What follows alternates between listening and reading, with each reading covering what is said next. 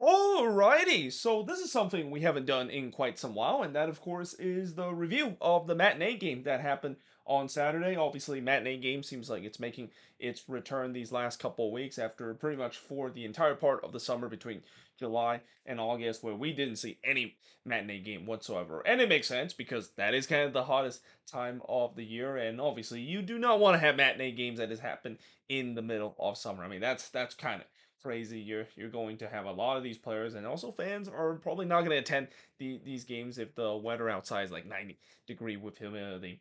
But with that being said, let us talk about these free matinee game before we get into the 10 game Saturday night action. We start off with Montreal versus Nashville SC, and yeah, coming into this game, I mentioned, for Nashville, obviously they're going to have the hangover effect of making such a historic moment on Wednesday, winning their first ever trophy in the U.S. Open Cup final. But at the same time, they need points. I mean, they're a team that is still not in a good position in terms of avoiding the play-in round. And in this game, they do get the point that they needed, but you just kind of had a sense that they should have got all three in this game, especially against a lowly Montreal side. And I would also say there's kind of a tale of two halves for Nashville as well. The first half, they definitely suffered the U.S. Open Cup five, hangover, and in the second half, it feels like we were seeing a Nashville team that is kind of the reason why they were a very good team for a long period of time this season. Now, in the first half, Acosta would put it wide from long range before Mukhtar puts it wide from close range. Early on, though, it definitely didn't look like Nashville skipped a beat, at least in the U.S. Open Cup final. They were pushing to try to get the open in goal. However, Willis denied Jaime from close range, but then in the ninth minute, Dante Sealy scores again. I mean, he's been red hot ever since the Gold Cup finishing. He's been on a goal scoring tear, and here he scores another wonderful free kick here. That's what happened when you have a guy that is very confident in front of goal. He can now score from the set piece, and just like that, Montreal takes a 1-0 lead. Craig did look for another, but he heads it wide from the corner before Owusu looked like made it 2-0 in favor of Montreal. The problem was Jalen Neal was obstructing Willis there, and he was in an offside position. And even though he didn't touch it, I've said this many times before, you don't have to touch the ball if you're obstructing the goalkeeper and you're in an offside position. Yeah, more times than not, that is going to be called back, and indeed it was. But there was no doubt that I said take back what I said about Nashville. Seems like they shaked off that U.S. Open Cup hangover. They were definitely suffering, and I mean Montreal really took over the this game in a quick flash. Mayer would then hits one right to Gillier before Owusu puts it wide from close range. But we do head to halftime with Montreal leading 1-0. And whatever BJ Callahan said to this team heading into the second half, it worked. Now I'm pretty sure he definitely are trying to tell his team that hey, the celebration is over. We're back to league play, and we still have playoff seeding and potentially avoiding the play in round that is up for grabs. And it seems like the team responded well. Mukhtar would then puts it wide from close before Zimmerman heads it right to Gillia in the 53rd minute. Nashville definitely shaked off that cup final hangover. They were pressing hard to get the opener. Mukhtar would puts it over from the free kick, but then he drags it just wide from long range in the 62nd minute, and then the post denied Surridge on the header. It was all Nashville up to this point. They were putting all sorts of pressure. This is the problem for Montreal this season, where even though when they do have the lead in games, they do have a tough time when it comes to trying to hang on to the lead. And more times than not, they try to go Rohit mode even when they're playing at home. And we know how Rohit mode works. It doesn't go so well, even for the home side. Mayer would then hit it just wide from the corner, but then in the 81st minute, Nashville finally got their deserved equalizer. And who else but Sam Surridge scoring here from Brookman and Mayer, the guy that scored the winning goal for Nashville in that U.S. Open Cup final from the spot here. He scores again here to ties the game up at one apiece. And I even wrote, yeah, that's been coming. Montreal resistance has finally been broken.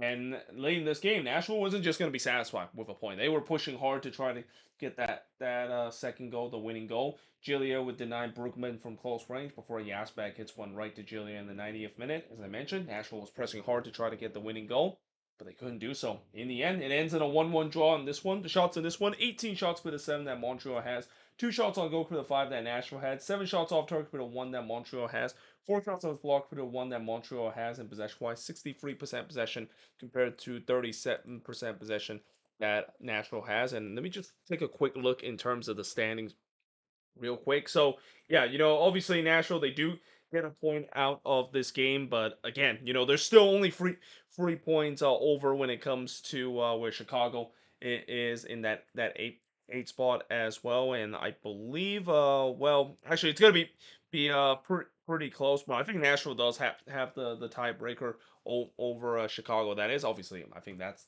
got to be the case because it was one game where Nashville won like 7-2 against the Chicago Fire, but still they're not in a comfortable spot when it comes to avoiding that play in round. So that is going to be something that I think BJ Callahan will be kind of very frustrated with his team, especially against a lowly opposition like Montreal like this.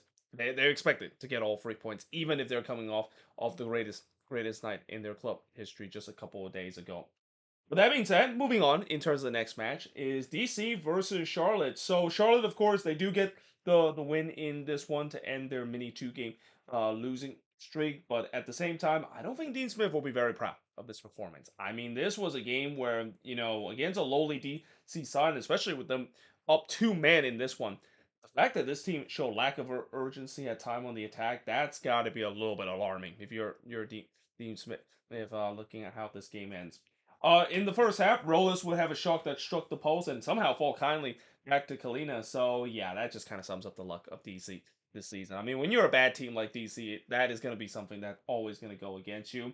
Marshall ready with Charlotte's first shot, but he hits it right to Barraza. But then in the 21st minute, Barraza would get sent off. So yeah, Barraza, he kind of forgot where he was up on the pitch here. He handled that one outside the box, and anytime when you do that, and especially do it intentionally, it's a red card. So yeah, he was sent off in this one, and then 9 minutes later, another sending off happened as Aaron Herrera would uh, would be sent off in this one, giving his marching order, and it was just a rush of blood for Aaron Herrera here. Just headbutt Zaha there. No need for him to do that. I mean, I guess you can kind of sense that this is what happened when you have a bad team like that, where the frustration is start to boil on these player. And in the next sequence of play, Zaha no wastes no time to get his revenge and kind of give his last laugh as well as he scored here from Pekovic to give Charlotte a one nothing lead. And yeah, Charlotte wastes no time in terms of trying to score against this 9-man DC, and you're just thinking, well, this is where this is going to be an easy win for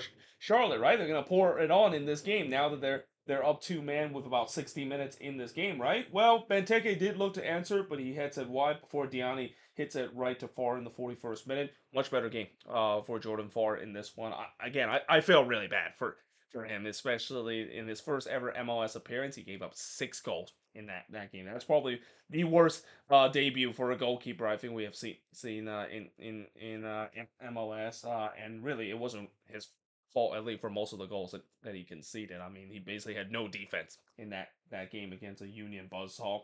Kalina would then deny Benteke from close before Bartlett would head it right to Kalina in the first minute of stoppage time. And again, I feel like there's some warning shots you got to say about the Charlotte team.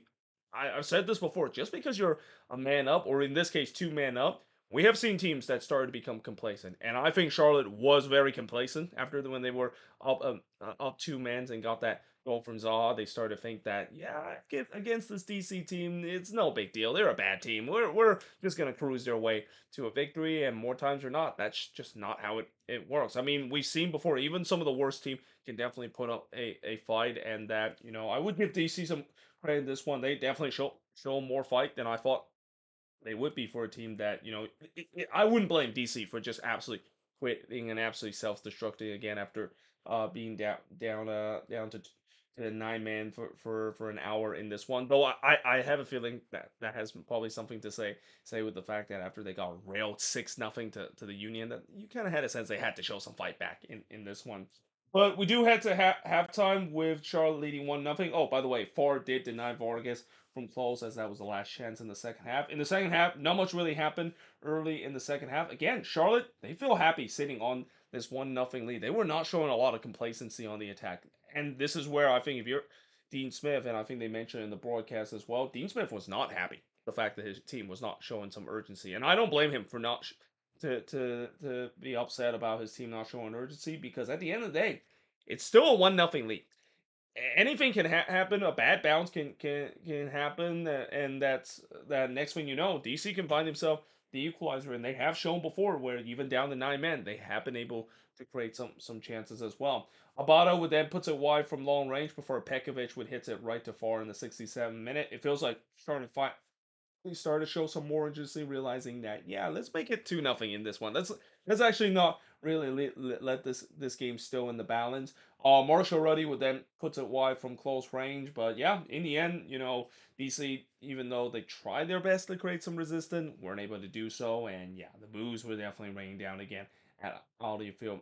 Again, it was a very empty stadium at Audi Field. I don't blame DC fans not showing up. I mean, it's just been a miserable season. It's been a miserable last couple of seasons for this DC side. The fan base have been fed up with the ownership and the front office of this team. And yeah, in the end, Charlotte does get the 1-0 win. The shots in this one, 14 shots for the 9 that DC had, 2 shots on goal for the 5 that Charlotte has, 3 shots off target for the 2 that DC had, 4 shots on blocked for the 5 that Charlotte has, and possession wise, 65% possession compared to 35% possession that DC has in this game. And again, yes, Charlotte does get the win. They do break the 2 game losing streak and get themselves back into winning ways. But I don't think Dean Smith will be very happy with this performance. Again, the lack of urgency of this team, the fact that they at times still struggle on the final third against a 9-man DC side.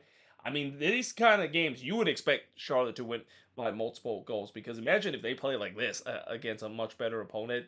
Yeah, they're not going to be in the playoffs for a very long time. But one of the thing that Charlotte really need to get themselves going, at least in terms of the mentality reason. They need to not only get wins, but get some impressive wins to get the momentum back because it just feels like these last couple of games, ever since that 9 game winning streak came to an end, it feels like they're heading the wrong direction. They're heading back to where we saw in the middle of the season, where it was a wrong direction that they're heading in, just go for an absolute self capitulation, and that is something that Charlotte fans and Dean Smith are hoping that that's not going to be the case. And in some way, it won't be the case because of them getting this ugly win here against DC.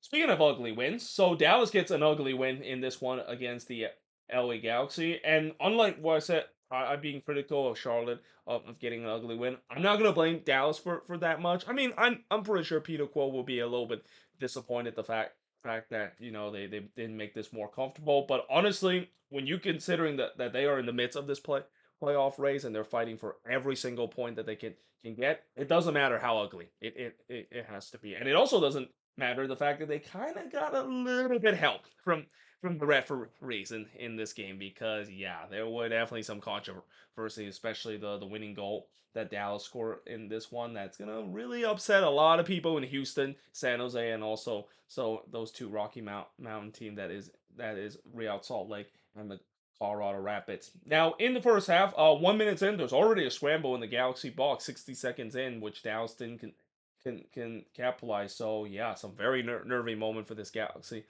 defense. But in the 9th minute, they would score the opening goal of this game. It was also only the second shot of the game, the first for the Galaxy. As Fagundes would score from Miller and Cuevas to give the Galaxy a 1-0 lead. Keep in mind, the Galaxy, they were pretty much were playing the second team in this one. They might as well just call themselves the Ventura County Fusion in this one because, yeah, after that midweek game where they put a lot of the starters, they rest a lot of guys, and it's understandable. They're playing out the strength for the rest of the season. Cirillo then looked to get another, but it was deflected wide before Ibiaga had a shot that was deflected and goes wide. I thought Dallas started to get into this one and looking for the equalizer. And again, this is a must-win game for Dallas. I mean, I think this is, if I'm not mistaken, this might be the last home game that they have. I might be completely wrong on that. But yeah, they need to get 3 points, especially when you're facing against a lowly opposition like the Galaxy at home. And they had a chance in the 26th minute with Kaike miss wide from long range, but in the 35th minute, when you need a goal and when all things are in doubt, why not ask for the Moose to give you a goal? I mean, he's only done it 18 times this season, Pedro Musa, scoring from Cappies here to tie the game up at 1. Right to Marcinkowski before Cyril blast one to Oklahoma in the 45th minute. But then the 3rd minute of stoppage time, right as we were about to hit to halftime, Dallas would takes the lead. It's Delgado. He scored from Kamungo to make it 2-1 in favor of Dallas. There's no doubt that's going to be in contention for goal of the week. I mean, this was an absolute banger that Patrickson Delgado score.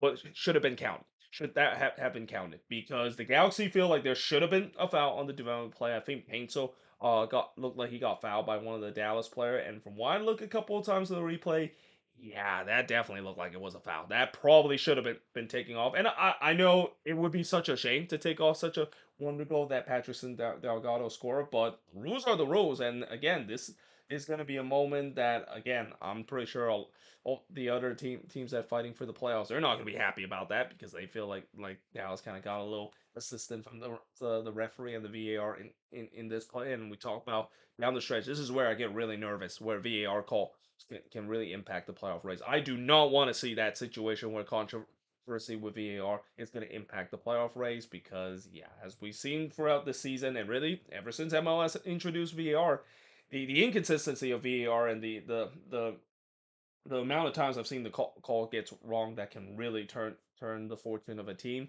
it just makes me nervous down the stretch that it's gonna happen. And this plays, yeah, again, I think this goal should have been called back, and Dallas very lucky the fact that that this go withstand, and they head to halftime with a 2-1 lead. In the second half, Pinto was in on goal, but he was absolutely robbed by Cololi in the near post. So that was pretty much the most dangerous chance that the Galaxy, they didn't really have a lot of attacking threat, and it kind of makes sense because Pinto was really the only guy that lethal weapon that the Galaxy have on the attack end. Peck did not play in this game; he was getting the rest in this game. But in the 49th minute, for Farrington, looked like he scored the third goal of the game. But the goal, of course, was chopped off for offside. And I gotta say, it was very close. I mean, I feel like that one was also probably close enough where they probably should have maybe get a second look in VAR for that. But nevertheless, I think it was just a hair offside there, so the game remains 2-1. Nelson would then puts it high from long range before Fagundes hits it right to Colodi in the 53rd minute. And besides the one Dallas chance, I thought the Galaxy definitely had some good half chance coming into the second half. There was a shout for a handball not given to Dallas as Dallas started to sit back a little bit. And again, this is where they're playing a bit of a dangerous game. I know the Galaxy maybe started to be feeling the fatigue from the Texas Heat, especially in the physical game that they had against Toluca. But you don't want to just sit on this one goal lead and hope that will be enough to get all 3 points. But at the same time, I guess maybe because of the fact that, like I said, the Galaxy, they didn't really threaten too much. You can kind of see the fatigue on this team and the lack of quality on the attack of this team because of the heat and also the midweek Campeones Cup and the rotate squad that they play in this one. Cirillo would then had a shot that was deflected and goes high, and then Musa looked to end it here, but he was denied by Mark Sinkowski in the 84th minute before Painzel would hit it right to Kolodi in the 87th minute, and that was really it in terms of this game. As Dallas does get the 2-1 win, there wasn't really a lot of chances in the second half, which again that might be a great thing for Dallas because they definitely don't want the Galaxy to get a lot of chances and put in the cavalry. As the Galaxy, you can clearly see the fatigue and the lack of quality is kind of the reason why they didn't really show too much pushback late in this one.